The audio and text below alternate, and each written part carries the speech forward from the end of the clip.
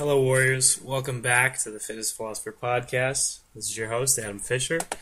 So unfortunately, this week we had, these last 2 weeks, because I haven't actually gotten you guys a podcast in a timely fashion, I had a series of huge mix-ups. So I had a whole podcast, an hour-long podcast with a guest from the fitness industry. And due to some stupid setting on my Skype, it didn't actually record his half of the dialogue. So as a result, I got very frustrated, and I attempted to then record like a replacement podcast, and then that didn't work out either.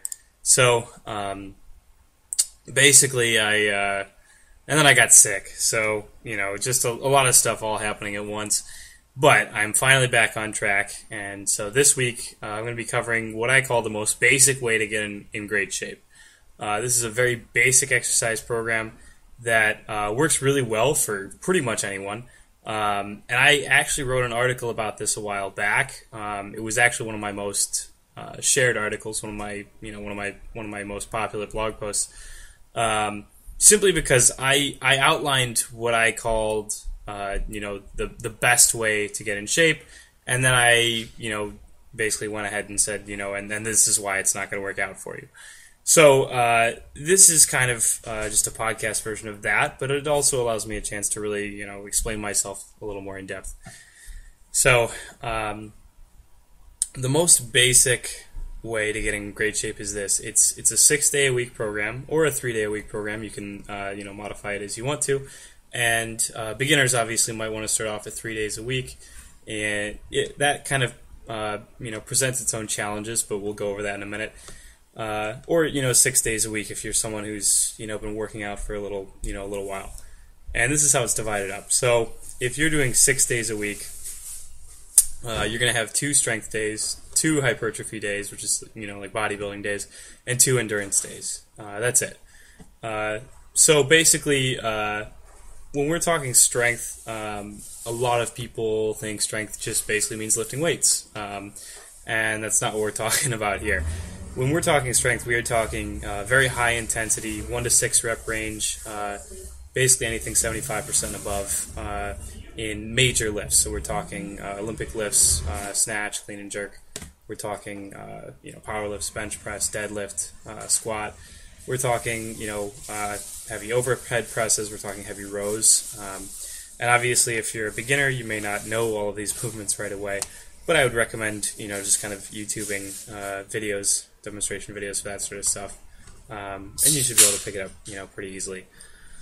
So basically, on your strength day, you are working up with something around 75% or more of your 1-rep max. For those who don't know what a 1-rep max is, a 1-rep max is the single heaviest weight that you can lift just one time.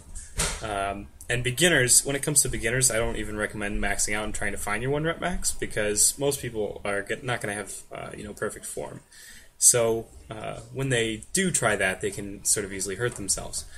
So I recommend for beginners who are just starting out, if to test what you're going to do on your strength days, you are going to do a 5-rep max instead of a 1-rep max. So you find something that you can do for 5 reps only, and then you take that, and there's plenty of 1-rep max calculators online that you can use. So you take that 5 number, you plug it in, you tell them that was your 5-rep max, and they'll estimate you a rough 1-rep max. And it's not perfect, and it's likely to change pretty quickly if you're a beginner, but it gives you a starting point to work from.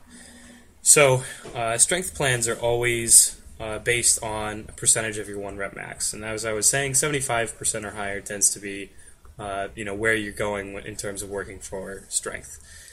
There's lots of programs out there on the internet. Starting strength is a pretty common basic beginner one. I wouldn't say that it's the best all around, but it gives a lot of people a good place to start. 5-3-1 is another pretty popular one. We've got stuff like the cube method is pretty good, and the cube method is actually kind of actually a little similar to the whole plan we have here. But basically, the idea is that on your strength days, you're following some kind of periodized plan.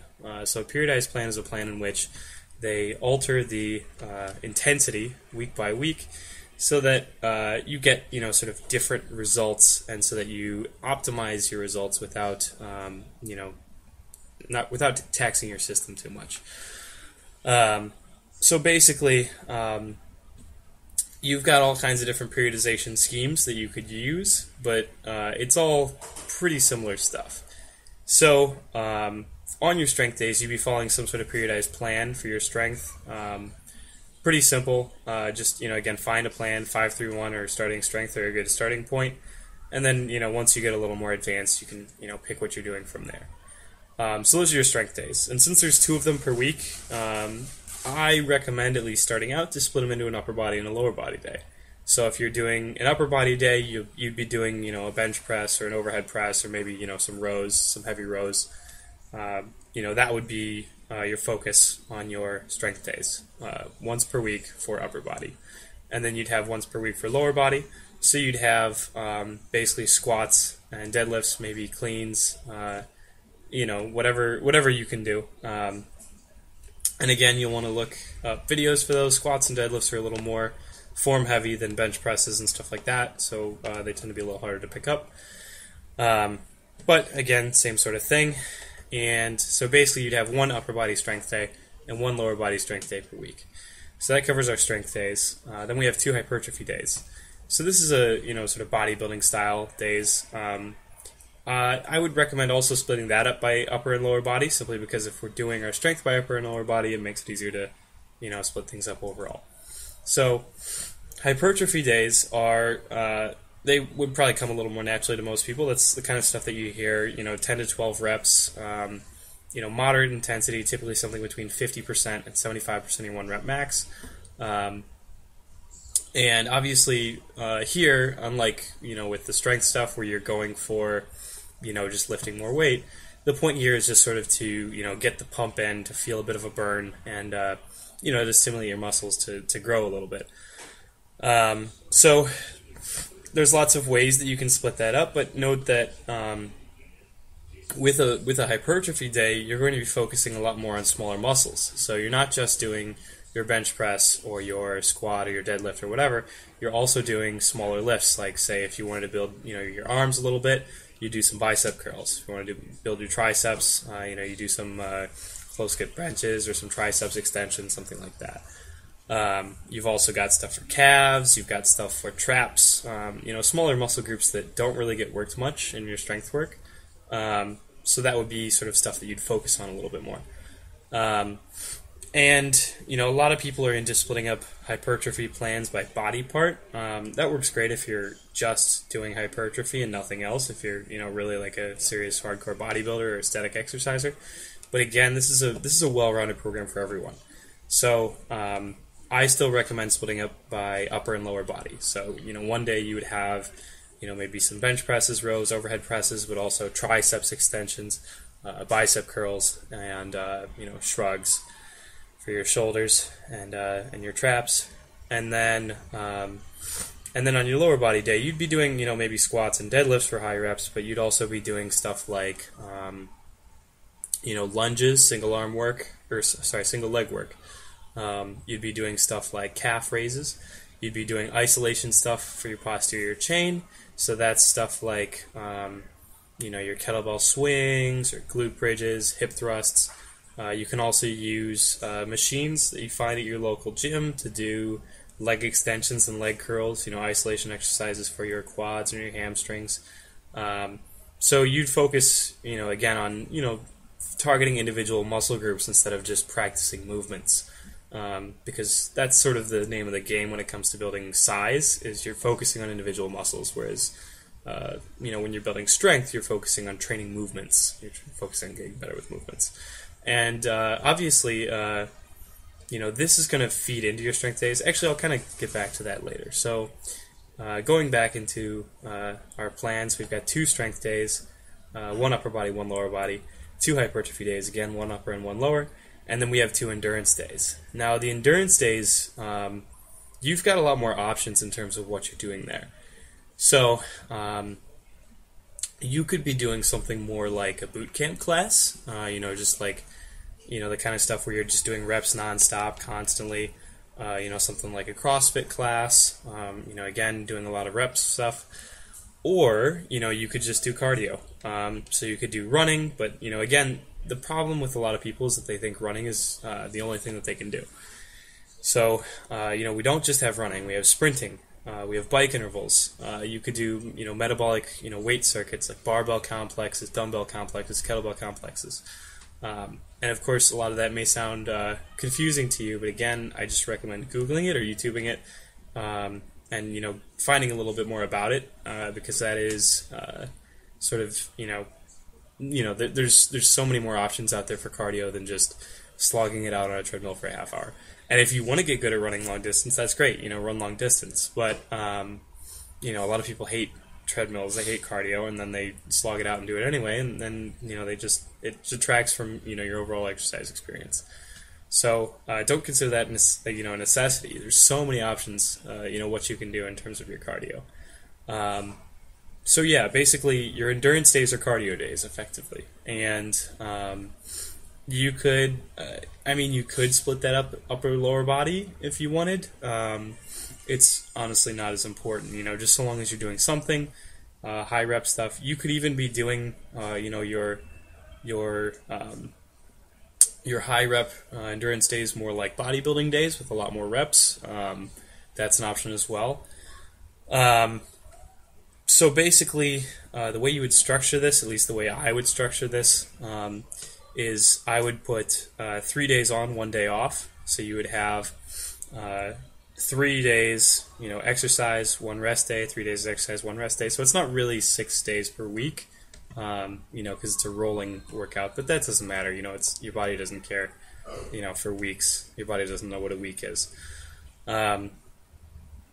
So the way I structure it is I would put the cardio first, and then I would put the hypertrophy, and then I would put the basically the strength.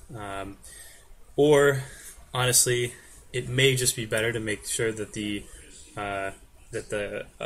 leg day is always the third day, and the cardio day is always the first day. The main problem with this program is that the cardio could, not necessarily will, interfere with basically your lower body work. Assuming that you're, say, for example, running, and then a couple days later, the next day, for example, you're squatting and deadlifting heavy. Your body's not going to like that as much.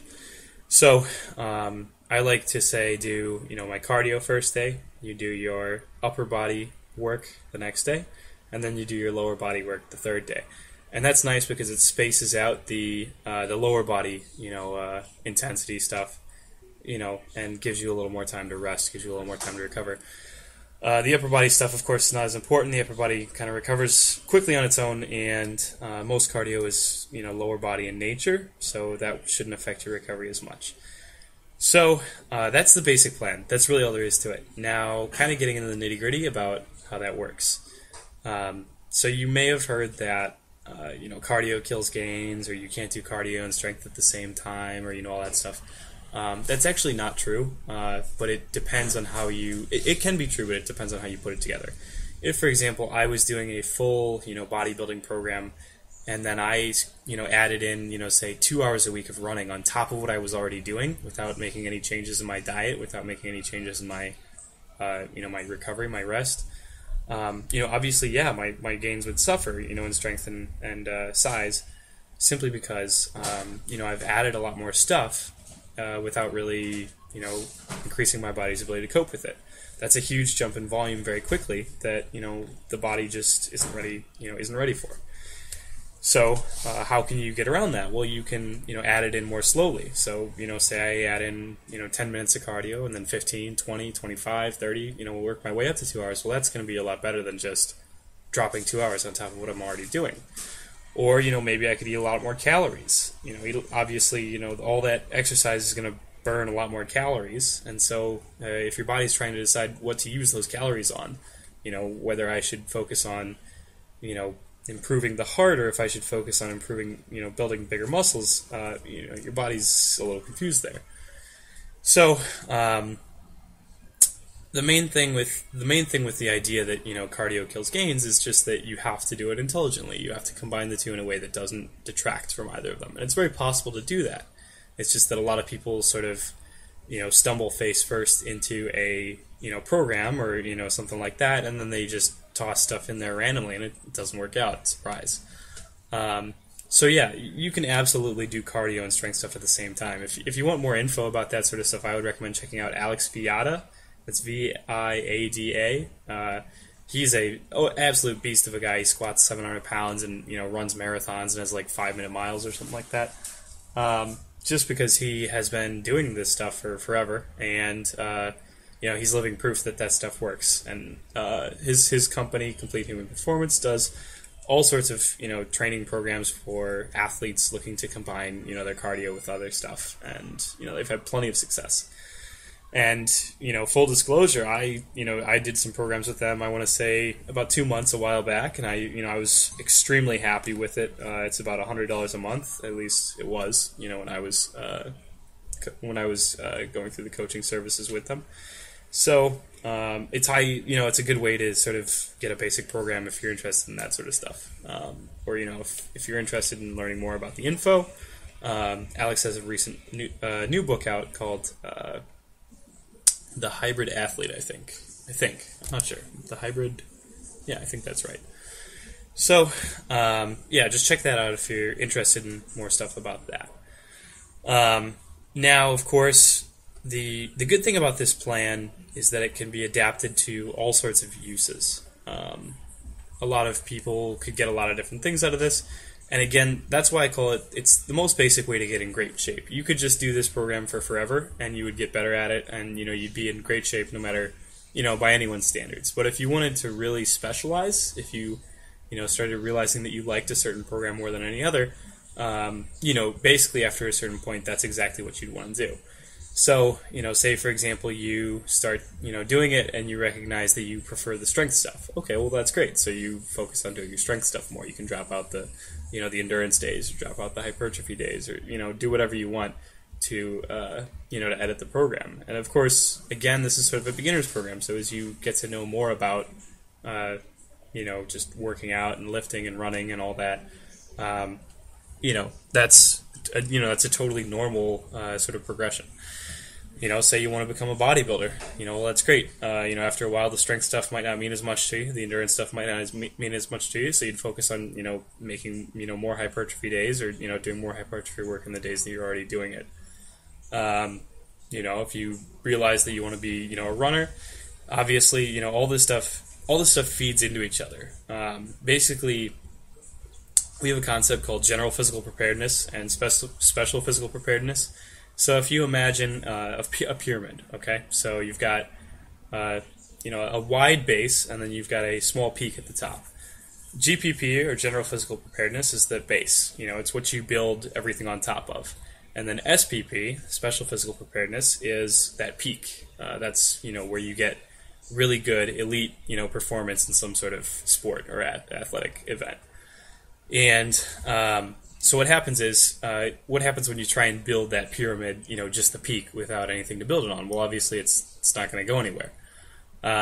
So sort of the Russian system, and that's been hugely influential for, a lot of strength coaches, is that they would have people do very well-rounded, basic programs kind of like this one in the beginning to build, GPP to get them a little bit good at everything. And then once it became clear, what they were really good at, they would then, decide to specialize in this or that or this other thing.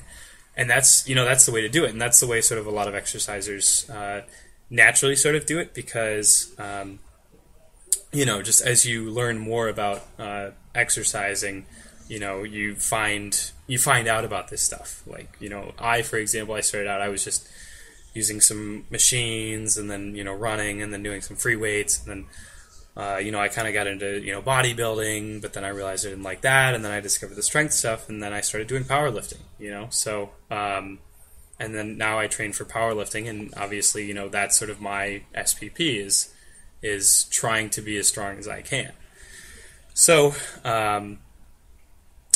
this plan on its own, again, is not going to get you, it's not going to get you that peak, it's not going to make you the best at anything in the world. But it's going to build, a great GPP base that you can then work from, for anything else. And again, it's still a pretty great program. It's still something that you could do for a really long time and continue to see results, so long as you're managing things intelligently. But it's not it's not the best expert program in the world. It's just sort of the best all around well-rounded program in the world. And of course, if you had non-performance type goals, like say you wanted to lose weight, that's great as well.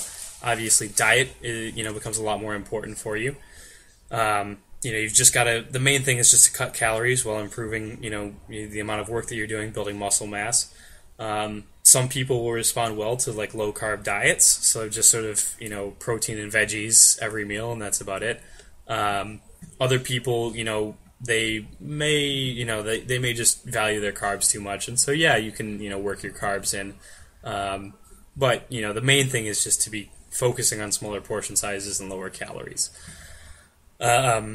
When it comes to bodybuilding, if you wanted to seriously get bigger and build some mass, again, just eating a lot of calories, focusing on eating more than you were before. That's the main thing. A lot of people think that they're hard gainers, and then they realize that they're really not eating very much. So some common strategies are just to consume a lot of carbs and a lot of fats, because obviously you need proteins to build muscle, and everyone should be having about 0.8 grams per pound of body weight per day maximum. But when it comes to building size, you need a lot more, and protein tends to be really filling. So you're going to focus on shoveling in the stuff that you can eat pretty easily. Carbs you can eat pretty easily because they tend to be not very filling, so you can just eat a ton of them.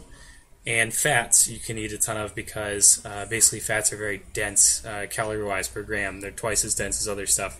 So basically like a spoonful of peanut butter is like 100 calories. So if you think 10 spoonfuls of peanut butter, you could wolf down pretty quickly, and there's 1,000 calories. I've known guys who say that they drink olive oil. I don't recommend that, obviously. But, that's another option to get your fats in, just to get your calories in, focusing on building size. That's really sort of the whole program. If you have any questions, you can always contact me afterwards. Or I do have, sort of the original program written down that I have in a blog post, and I will share that basically in the info notes for this podcast, so you guys can always check that out, so you can have sort of a write-out of exactly what's going on. The other thing is, going back to sort of the thrust of my original post, was I said, this is the best basic way to get in shape, and here's why it's not going to work. And the reason why it's not going to work is because it's just a program. Program is not going to give you motivation. It's not going to toss you into the gym. It's not going to keep you there. It's not going to, force you to actually push yourself. It's not going to force you to change your diet and your sleeping patterns. It's not going to get you, magically swole or, lean or exactly, whatever you want. It can do all of these things based on how you sort of practice it, how you do your diet, but it's not magic. No program is magic, and that's a huge problem out there, is that people sort of jump onto things acting like programs are magic. So they think, like this is Arnold Schwarzenegger's program from when he was, the king, so we should just do that. Well, no, because that was a program for Arnold, and it worked well for Arnold because he had certain strengths and weaknesses, and that program was designed around those. And why would you think that would then work for you? On top of which, Arnold's programs from the olden days are like high frequency, like twice a day stuff, and not everyone has time to work out twice a day. But so basically the moral of the story here is that you could have the most perfect program in the world. I could write you maybe the program that would just be perfect for you, the program that you're going to get the most results out of if you follow it. Again, not to say that that's something that we can really know, because it's impossible really to know what your best program is, or exactly how your body is going to react to training. But you need motivation. That plan doesn't mean anything if you're not going to follow it. And so that's sort of much more important factor, is if you don't want to change, you're not going to. 6 days a week, or 3 days out of every four, rolling 75% of your time working out, no one's, a lot of people aren't really going to want to do that. They just aren't. So it's just silly to act like the program alone is what does the job. Hard work has always done the job. And, obviously this program is very bare bones. I just gave you sort of what you do on each day. I didn't say, how much you're going to push yourself, how many sets and how many reps you should do, any stuff like that. And why is that? It's because, there's no point, like you alone know what a good workout is for you. And you alone know if you're actually pushing yourself or not. So, writing these sort of top-down recommendations as if they're going to work for everyone is just stupid, Everyone has to sort of work to their own activity level and, constantly push their own limits. And some people, are never going to be, world record setters. There's guys that train their whole lives and they never set records, so they never, become really famous. And that's just sort of the way it is, But the main thing here is that you can always be in better shape than you were before. You can always improve yourself, and that should be the goal. The goal should be to be the best version of yourself, to be a better version of yourself than you were the day before. And so long as you stick to a plan and you do it well, and you, and you don't let your motivation waver, then you're going to get better. Period. And so, we've got guys who do the stupidest, just the most insane, bizarre, incomprehensible programs, and they get better, and why is that? Well, it's because they tried really hard, and they, showed up to the gym, and they pushed themselves, The program isn't magic. It's not, it's not going to get you in shape alone. There's, a pretty funny joke about, like powerlifters and, how, powerlifters use a lot of supportive gear to help them lift weights, and people say, oh, well, it's just the bench press shirt, or oh, it's just the squat shirt. That's what's lifting all the weight for you.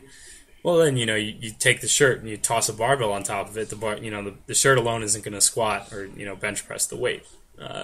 That's that's just not how it works. But